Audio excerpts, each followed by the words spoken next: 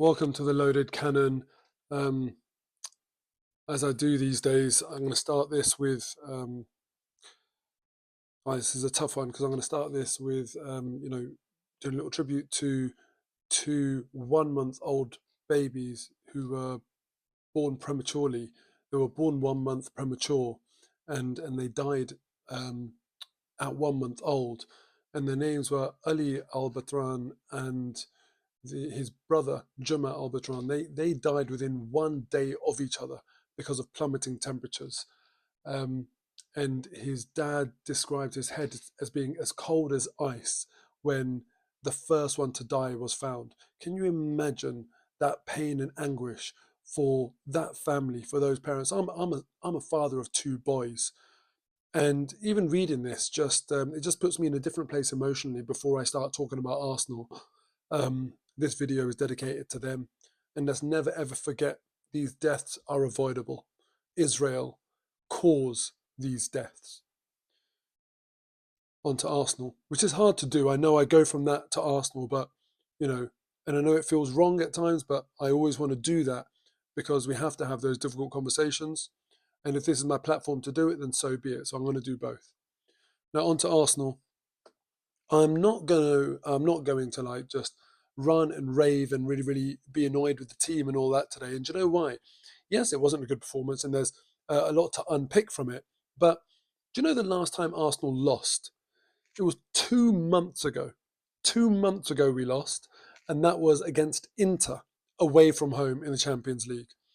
And since then we have played 13 games, and we haven't lost, obviously. We've drawn 4 and won 9. So when you think about that, if someone after we lost to Inter said to me, the next time you're going to lose is in 14 games, is in over 2 months, I'd be like, okay, fine. If we lose one game every 2 months, I can kind of accept that as a football fan. That's not too bad. And it's not like we're draw specialists either. We have won the vast majority of games that we've played since then. So today was an unlucky day. And you always, well, I say unlucky, it wasn't, I'm not saying that Newcastle were lucky to win. Finishing is a massive part of the game, defending is a massive part of the game, and we really were poor in those two key areas today. Now, but the point is that I'm trying to make here is that when you look at the performance, this game could have gone either way. Arsenal had chances, and I think if one of those goes in, it could be a very different game, and the momentum can swing. It's not that someone turned up at our ground and absolutely battered us. We obviously had the majority of possession, as you'd expect, etc. This game could have gone either way, but it was just key moments and key areas of the pitch that we underperformed in. But the one thing that I think this game does, it brings into absolute, clear, perfect focus where Arsenal are lacking. And you know what? I feel a bit sorry for Kai Havertz today because everyone is going to analyze this game, rightly so, in my opinion, as Kai Havertz versus Alexander Isak, and basically saying how much better would Arsenal be if we had that guy who, as irony has it, was wearing number 14 on his back instead of Kai Havertz. Or even Gabriel Jesus. I don't want this to just be about Kai Havertz, but the reason it's going to be about him in everyone's analysis is because Kai Havertz missed a chance that an elite striker just doesn't miss, just does not miss. It was harder to miss than score. And the reason I feel sorry for him is because actually, do you know what? Kai Havertz hasn't been bad. He has really not been bad since he's come to Arsenal. He started off awfully. And the miss today was reminiscent of how he started at Arsenal. But since then, chances like that, he's been snapping up. And often people say, oh, it's just a tap in, it's just a tap in. And it's sort of a lose-lose for him because he does ghost into those positions. He does really well to get into those positions. No surprise, he was there on the end of that chance. And usually he's scored a lot of tap-ins this season, and usually he puts them away. When you miss them, they look awful and you get called into question. And when you score them, people just say it's only a tap-in. So it's a lose-lose. I'm actually going to stick up for Kai Havertz a little bit today. I thought we greatly overpaid for him at the point at which we signed him. And yes, I think there's still a conversation to say, maybe Chelsea did well out of the deal. I'm not saying they didn't. But in this market, for how much we paid for him, I think his return has been fair.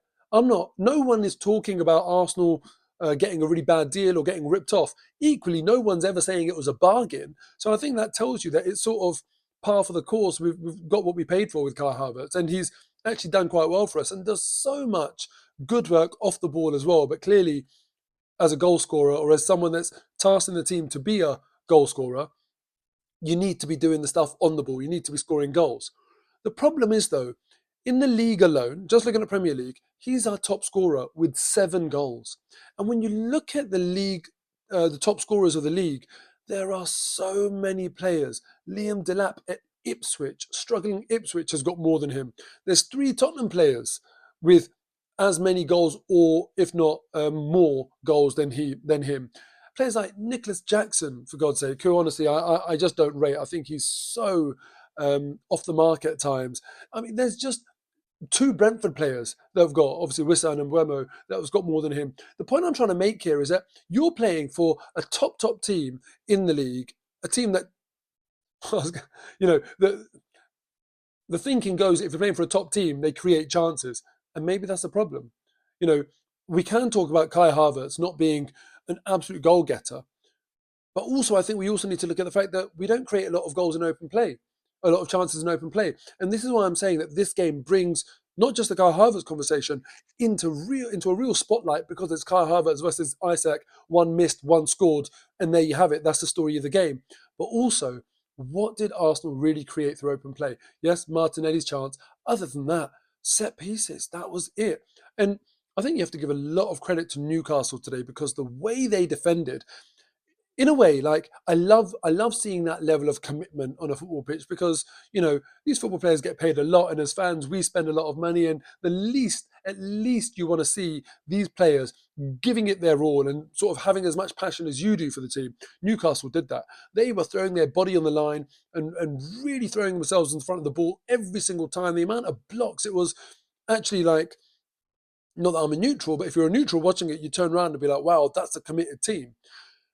And the other angle to that is that actually I wouldn't want Arsenal to be playing like that, because that means you're sort of like, literally, that is at the point where you're desperate. You've had the opposition make such inroads into your territory, you're literally having to throw yourself at the ball. I'd much rather Arsenal were defending in a much more controlled manner. But, Newcastle, they managed to keep us at bay, and fair play to them. They were so committed, and that's what won in the game.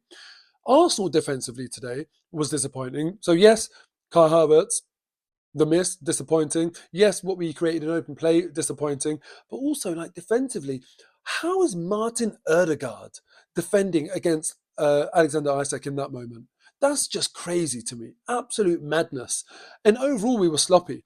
In that goal that they scored, their first goal, how sloppy was that? The initial header, and then 2 defenders, no one taking responsibility. And yes, I think it was a lucky assist. I don't think he meant that at all. But then Isak absolutely free. And don't complain about the push. Please don't complain about the push. That's clever forward play. Really, really clever forward play. It should have been a foul, don't get me wrong, but those never get given.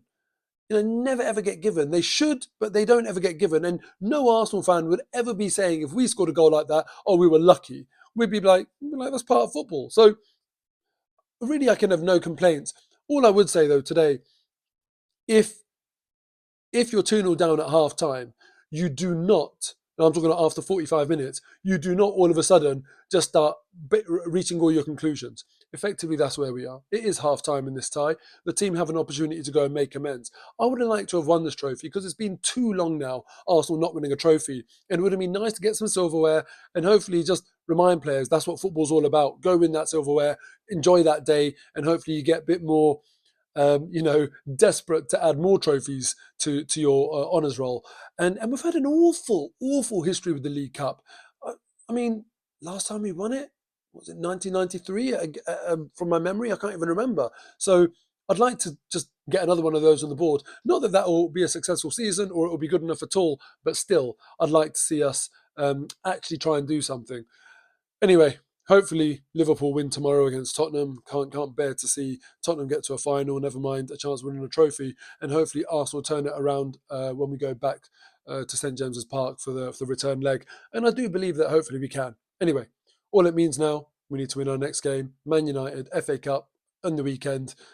We need to be a big team and hit back and respond and show that was just a blip and get back to winning ways, just how we did against Inter. Let's watch these next 13 games. If we can win 9 and draw 4 out of the next 13, I'll be a happy boy. Take care. See you next time.